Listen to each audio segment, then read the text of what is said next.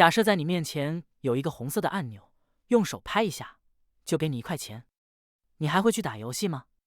你还有空去刷视频吗？通常我们认为，人们沉迷于某件事物，是因为它能带来一种快感或满足感。这没错，但这只是冰山一角。实际上，深入探讨时，我们会发现，很多人在重复他们沉迷的行为时，已经不能像最初那样感受到快乐了。但有点让人惊讶的是，他们仍然不能停下来，因为放弃那个习惯会让他们感到更不舒服、更痛苦。比如说，回想一下我高3的时候，学业的压力巨大无比。那段时间，我找到了一个可以暂时逃避现实的避风港——网吧。在那里，我可以拿起虚拟的枪，射击虚拟的敌人，体验到青春的快乐和自由。但很快，这种逃避变成了一种依赖。我开始在任何时间都渴望能够玩游戏，尽管在大部分时间里，我都在说这个游戏一点都不好玩，运营商怎么坑，结果可想而知。又或者是工作狂人，你知道，有那种人真的就是喜欢工作，他们得到的满足感和成就感能够超越一切。但随着时间的推移，那种从工作中得到的愉悦开始减少了。他们已经不再因为完成一个项目或得到老板的表扬而感到快乐，而是变成了一种必须做的事情。如果不工作，他们就会感到焦虑、失落，甚至是失去方向感。他们已不再是为了追求快乐，而是为了避免痛苦。这正是上瘾的另一面，它不是黑，也不是白，而是存在于一个灰色地带，一个我们都可能陷入的灰色地带。逃避或许是可耻的，但它是有用的，甚至是有趣的。在痛苦的驱使下，我们不自觉地成为了追求快乐的奴隶，陷入了一个无法自拔的循环。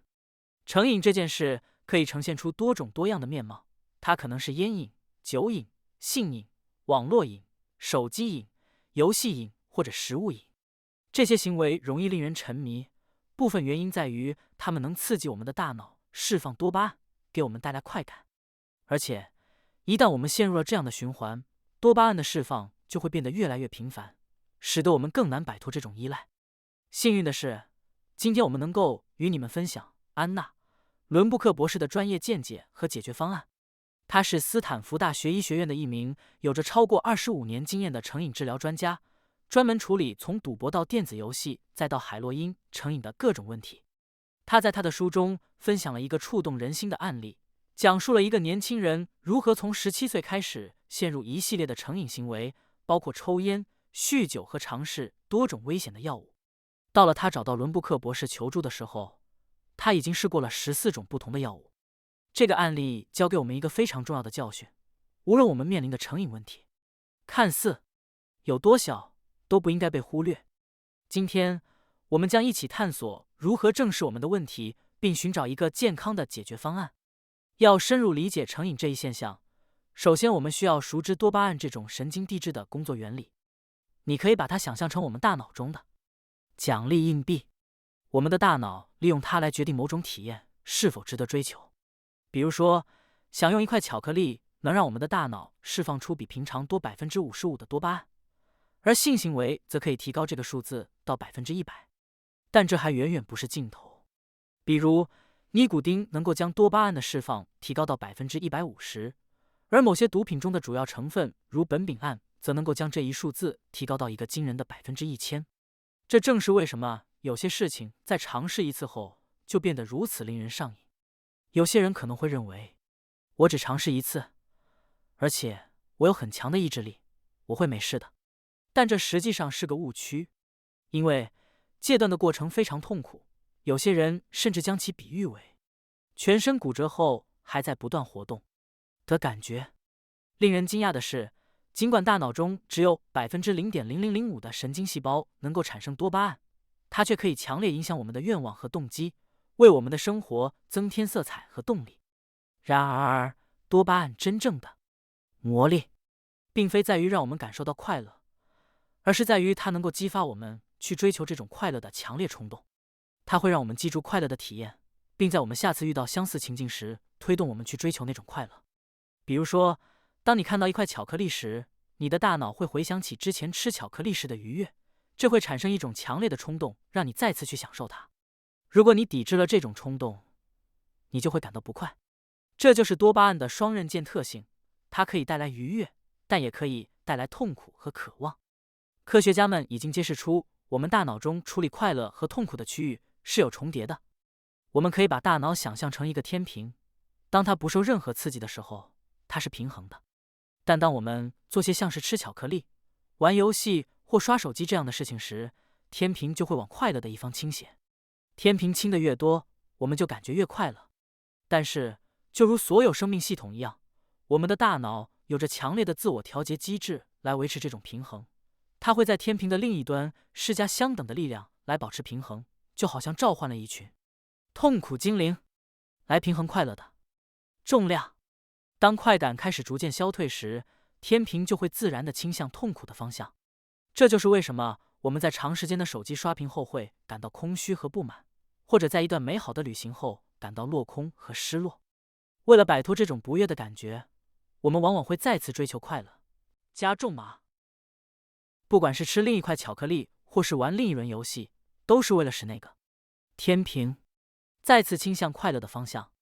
这种现象形成了一个循环，我们在追求快乐和避免痛苦之间徘徊，不断地试图找到那个完美的平衡点，但却总是遥不可及。这让我们陷入一个永无止境的循环，一次次地尝试填补那个永不满足的空洞。多巴胺也有一个陷阱，那就是它会透过奖赏预测误差的机制，让我们对奖赏产生不止境的渴望。换句话说，只有当奖赏超越我们的预期时，我们才会感到真正的满足。这就意味着，每一次的快乐经历都必须超越前一次，创造出一个更高的标准。第二块巧克力要比第一块更美味，第二局游戏要比第一局更刺激。但这也意味着，当快乐的剂量增加时，我们也在不知不觉中增加了痛苦的剂量。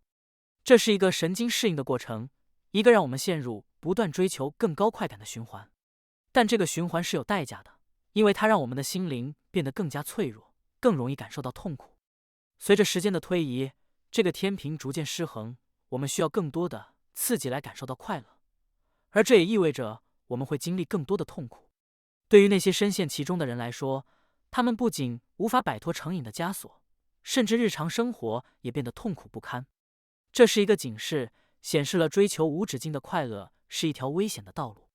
它告诉我们，当我们追求极端的快乐时，我们最终会失去能够感受到快乐的能力，陷入一个无法满足的循环，失去了真正的幸福和满足。你可能在想，上瘾只需一刻，但戒掉它却需要多久？1年还是10年？在你决定关掉这段视频之前，请让我分享一下。根据伦布克教授的研究和临床经验，重塑我们的大脑奖赏系统最少需要1个月的时间。这段时间或许看起来不长，但想象一下，1个月的时间里完全远离手机、游戏、烟酒，甚至是你最喜欢的活动，这绝非易事。这自然引出了另一个问题，在这1个月的时间里，我们可以做些什么来填充这个空白？你可能会想，或许我可以尝试一些低多巴胺的活动来替代。但我必须告诉你，这并不是一个可行的解决方案。大脑不是那么容易被欺骗的。你用低浓度的啤酒来代替高浓度的白酒，结果就是啤酒一瓶一瓶的喝，最后还是得来一瓶白的。但别担心，结合书中的建议，我为你整理了3个方法。这些方法都是基于多巴胺的工作机制，可以帮你高效地恢复大脑的平衡，并将戒断的痛苦降到最低。1. 以毒攻毒。想象一下，如果我们能够主动追求一些痛苦的经历，会不会引发大脑的快乐回报系统来平衡它呢？布拉格查尔斯大学的研究人员进行了一个非常有趣的实验，他们让10名勇敢，或者说有点疯狂的志愿者在14摄氏度的冷水中浸泡1个小时。你猜结果怎样？他们的多巴胺水平竟然飙升了250%。这意味着以痛治痛的理论不仅存在，而且它真的有效。这种方法利用了我们身体的自我调节机制，当我们主动增加痛苦时，身体会以更长时间的快感来回报我们。你可能会想，这听起来有点疯狂，但让我们回想一下，我们都经历过那些快乐的时刻。或许是那次你大口吃辣，然后觉得非常满足；或是那次你看了一部恐怖电影，虽然心跳加速，但却感到非常刺激。想想运动的时候，虽然身体感到疲惫，但完成后你却感受到一股源源不断的快乐，这就是跑者的高潮。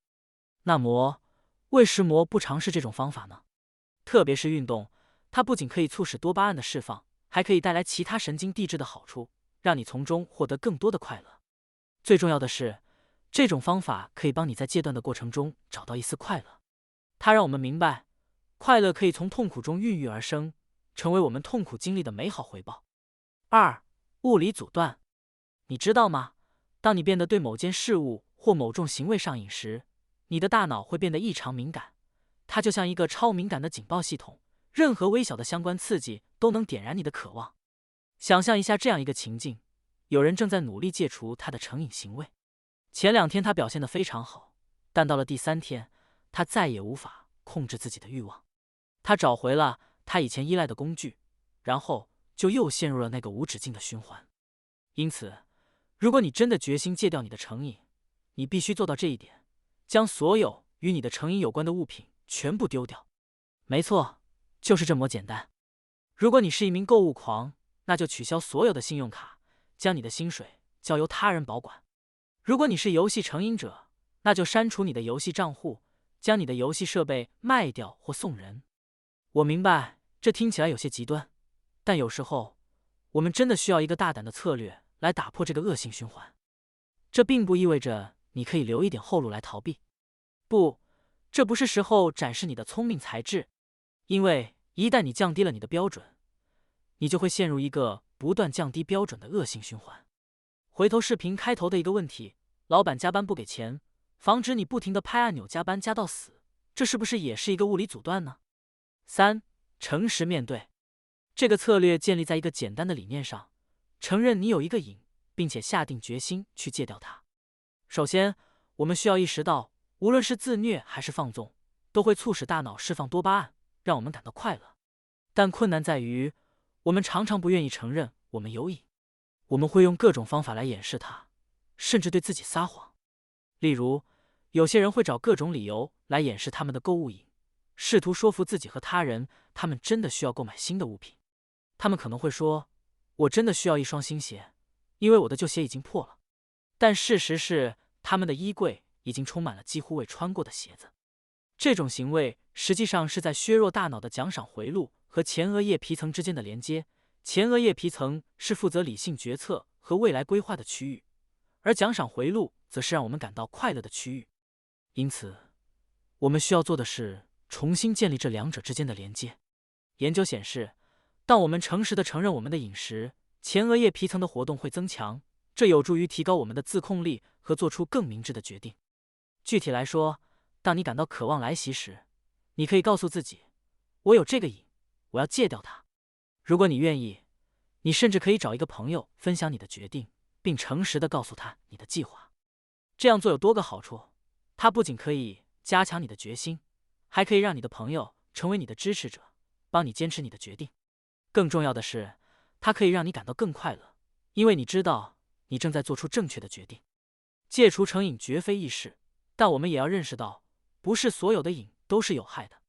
有些人沉迷于工作，他们在工作中找到了成就感和快乐，这也是一种依赖多巴胺的方式，但它可以带来正面的效果。